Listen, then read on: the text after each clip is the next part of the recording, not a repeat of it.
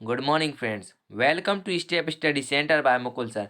जैसा कि आप लोगों को मालूम है कि हम अभी वर्तमान में एमपीपीएससी की प्रारंभिक परीक्षा के लिए कक्षाएं चला रहे हैं, जिसमें आप सभी लोगों को मध्य प्रदेश सामान्य ज्ञान की कक्षाएं देखने को मिल रही हैं।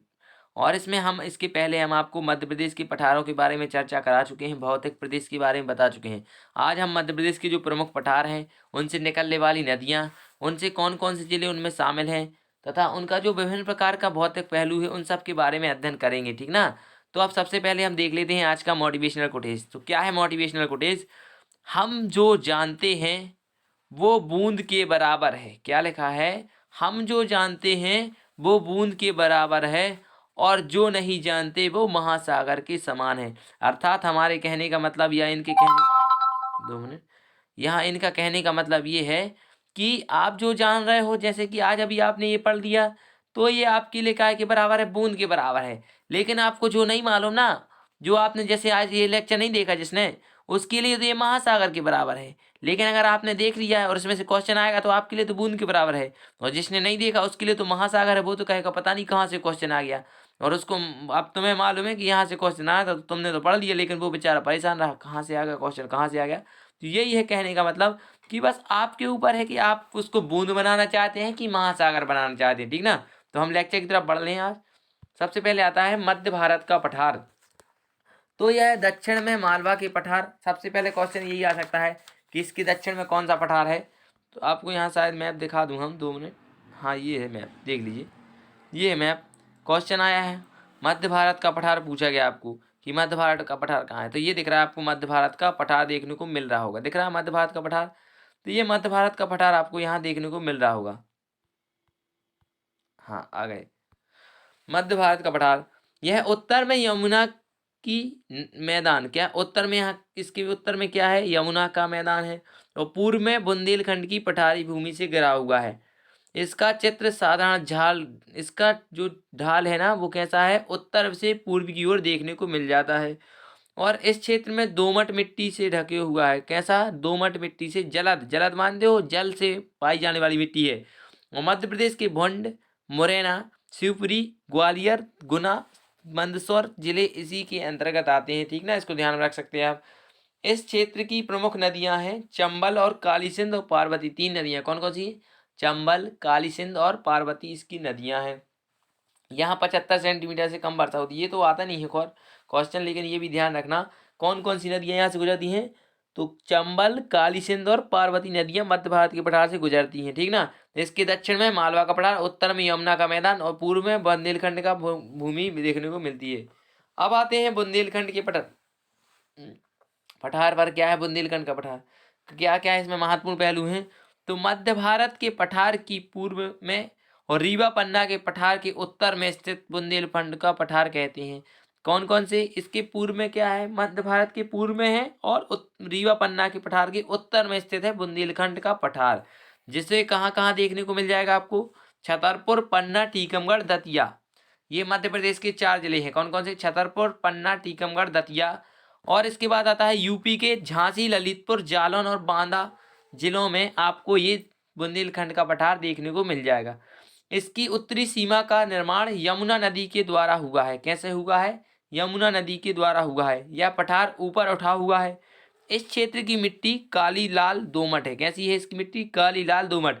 अगर आप बुंदेलखंड के निवासी हैं तो आपको मालूम है आपके खेत की मिट्टी कैसी है। ठीक ना।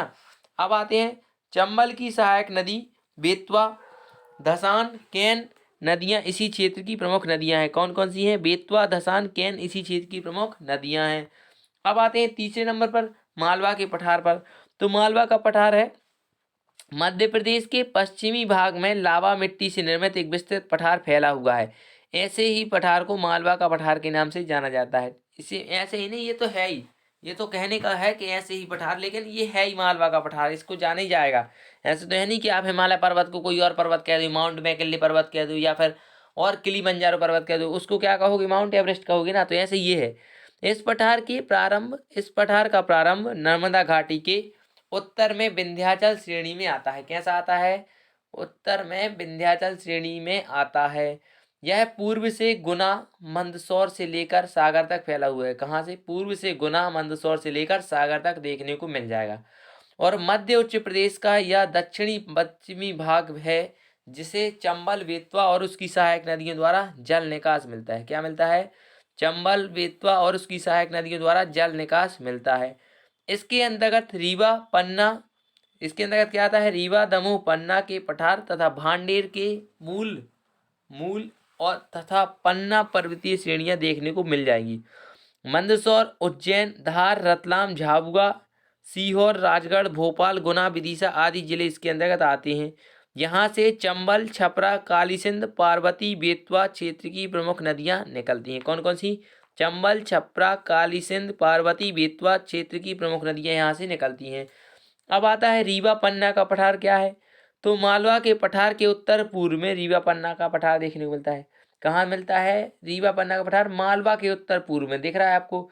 यहाँ भी मैप तो नहीं दिखा पा रहा हूँ, मैं दिखा दूंगा लेकिन कल। मालवा के उत्तर पूर्व में आपको ये देखने को मिल रहा होगा। इसके दक्षिण में भांडेर तथा कैमूर की पहाड़ियां हैं। कौन कौन सी पहाड़ियां हैं इसके दक्षिण में? भांडेर तथा कैमूर की पहाड़ियां देखने को मिलेंगी। कैन, सोनार, टॉस क्षेत्र, जो कितनी नदियां हैं? कैन, सोनार, टॉस और क्षेत्र।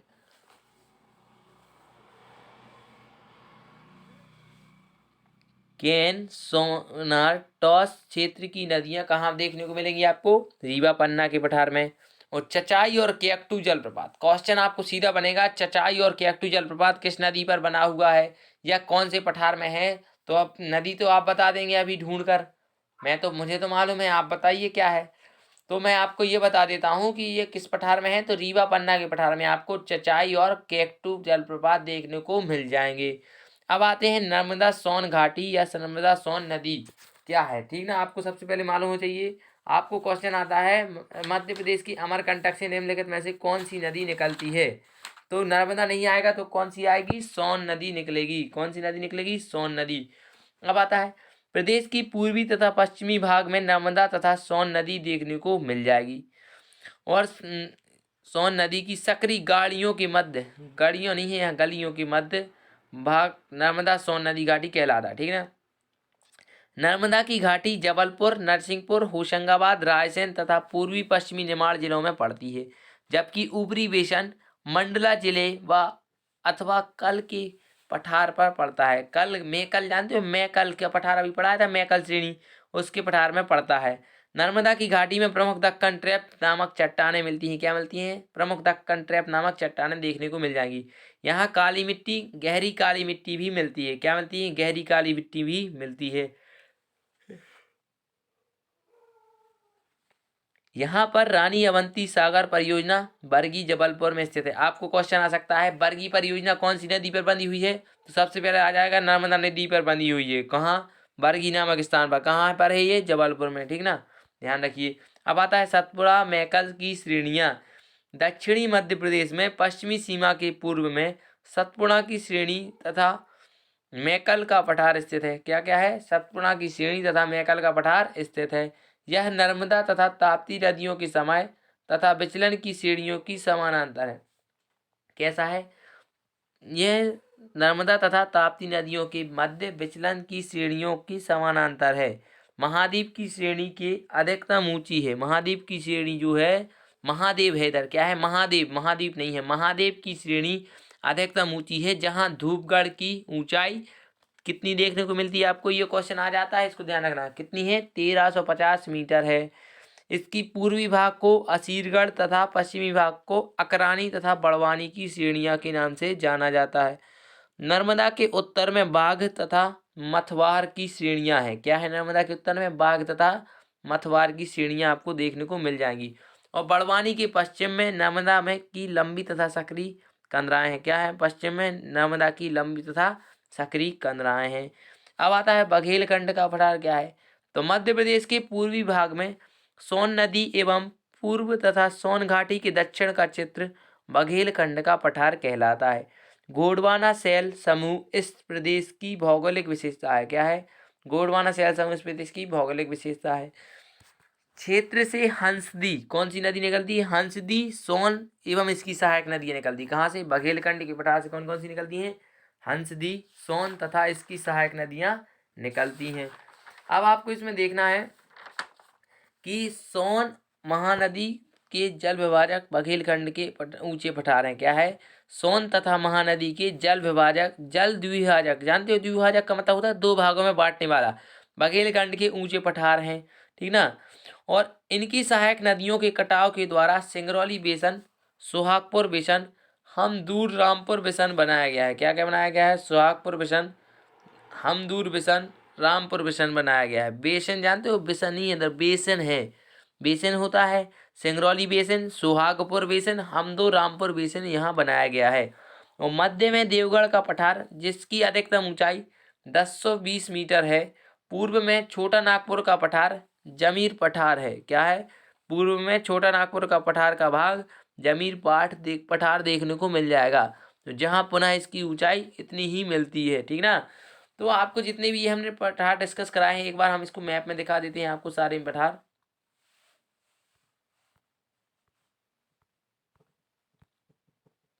ये देख लीजिए, ये आता है सबसे पहले तो आता है ऊपर तरफ, उत्तर दिशा में आता है उत्तर मध्य मध्य भारत का पठार। फिर उसके उत्तर मध्य भारत के पठार के नीचे दक्षिण में आता है बघेलखंड बुंदेलखंड का पठार। फिर उसके नीचे भी बुंदेलखंड का ही पठार देखने को मिलेगा। उसके नीचे आता है मालवा का पठार।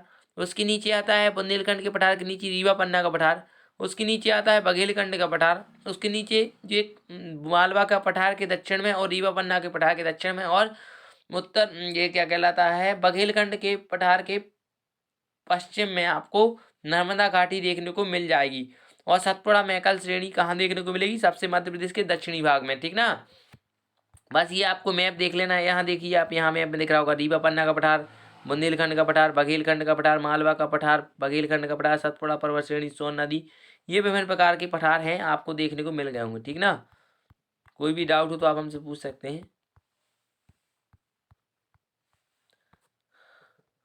तो फिर यही था हमारा आज का पहला लेक्चर। आपको हम इसके बारे में सब कुछ बता चुके हैं, कैसे कैसे आपको पढ़ना है, कैसे कैसे नहीं। जो चीज़ हम पढ़ा रहे हैं उसको तो पढ़िए अकेला, ठीक ना, उसमें ही आपका सिलेक्शन हो जाएगा।